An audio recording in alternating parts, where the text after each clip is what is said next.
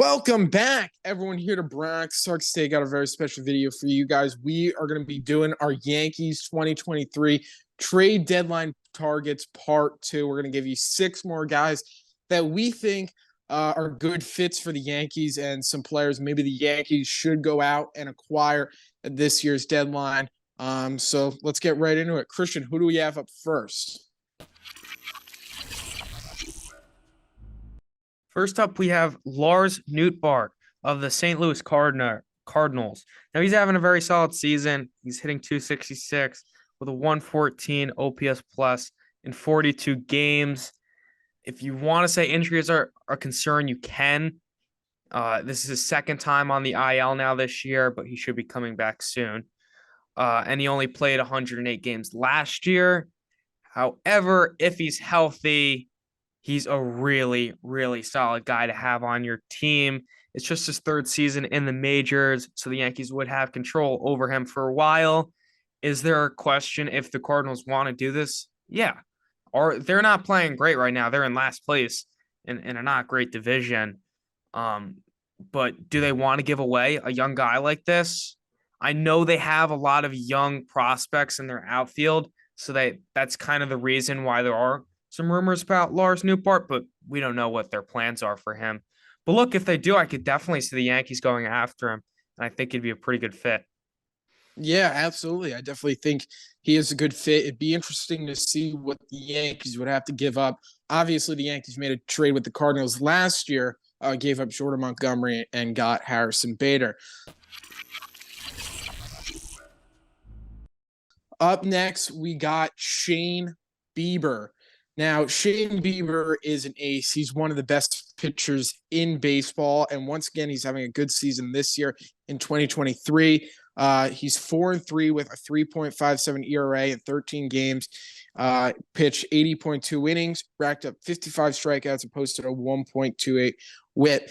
And Shane Bieber has just been one of the best pitchers in baseball for a while now. He won the Cy Young in 2020.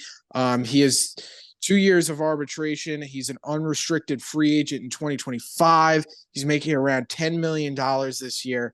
And he would just be a really good fit for the Yankees. He'd make that starting rotation just dominant. You'd have Cole and Bieber and Rodon when he gets back, and Sevy. Also, you'd have him for next season as well. So if the Yankees decide they don't want to bring a guy like Severino back, you could slide in, get a really nice pitcher.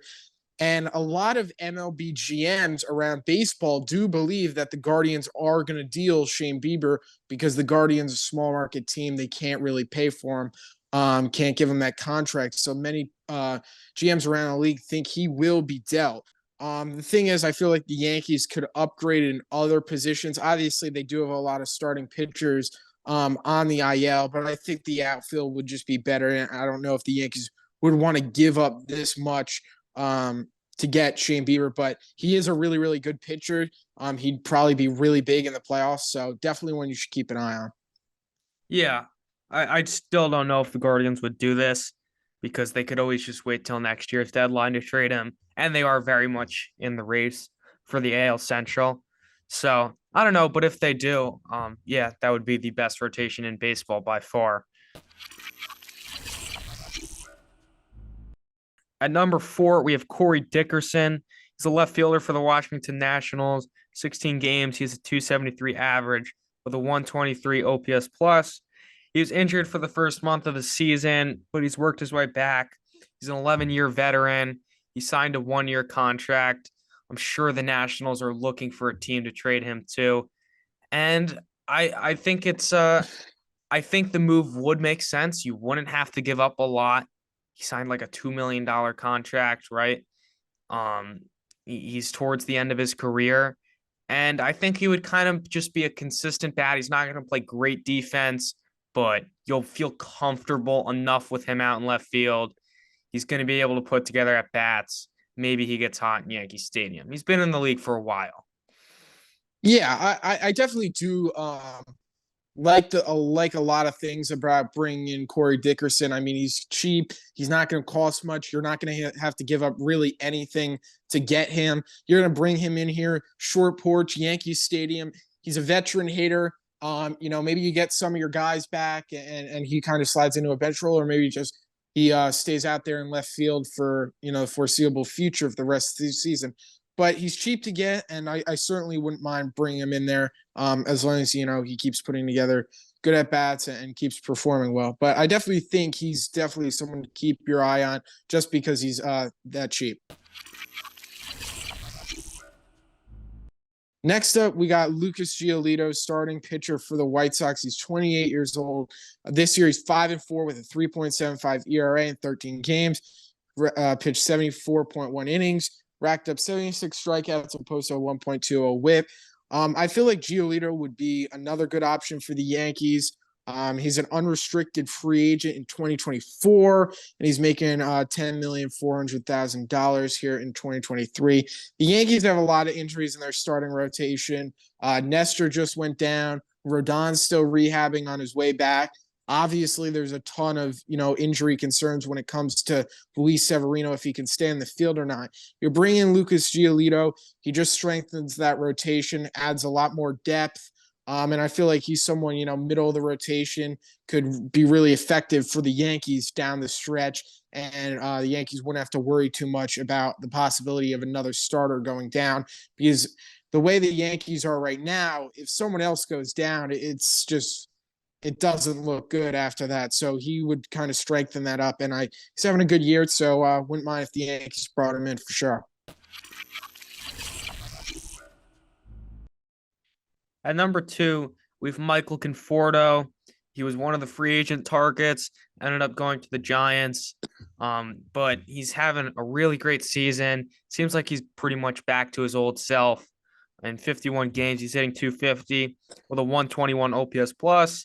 And also, if you replace Oracle Park's right field with Yankee Stadium, those numbers probably go up a little more. So he's on a 2-year deal, $36 million. You'd get him for the rest of this year and next. And maybe he would pretty much just bridge the gap to Jason Dominguez. So I don't hate it, and he would definitely make their lineup a lot better.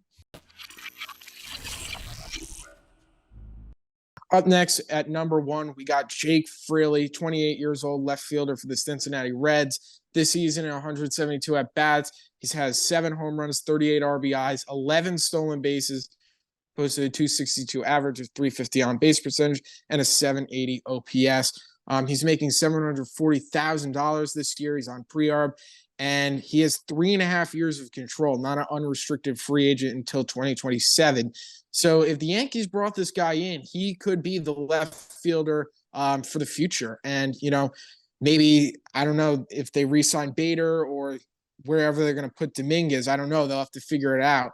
But they will have this guy for a long time. And he's having a really good season, and he makes a lot of sense for the Yankees. So they might have to give up a lot to get Jake Fraley. I'm not totally sure how much it would be, but he certainly makes a lot of sense in Yankee Stadium, in that Yankees lineup. He definitely does make a lot of sense for the Yankees.